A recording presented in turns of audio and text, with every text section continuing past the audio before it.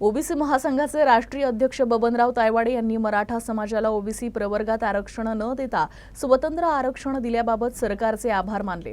मात्र जरांगे पाटील सरकारच्या भूमिकेवर नाराज असून मोठ्या आंदोलनाच्या तयारीत आहे। आपल्या मागण्यांसाठी त्यांनी आंदोलन जरूर करावं, मात्र सध्या 12वीची परीक्षा तसेच येणाऱ्या काही दिवसात 10वीची परीक्षा सुरू होणार आहे, त्यामुळे लोकांना त्रास होऊ नये याची काळजी आंदोलकांनी घ्यावी असं आवाहन देखील तायवाडे यांनी केलं।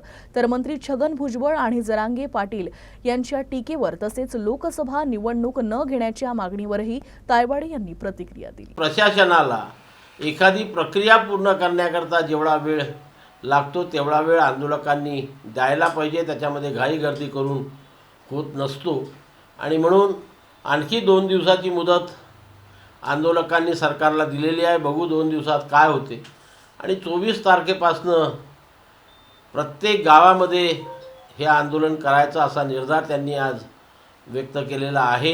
29 तारखेपर्यंत हे आंदोलन, त्यानंतर 10 लाख लोकांना आमरण उपोषणावर बसण्याकरता त्यांनी आवाहन केलेलं आहे। सरकार याकडे लक्ष देईल, आम्ही त्याच्याकडे लक्ष देऊन राहू, परंतु आता हे आंदोलन किती गावामध्ये सक्सेस होते आणि त्याचा परिणाम सामान्य माणसावरती काय होतो।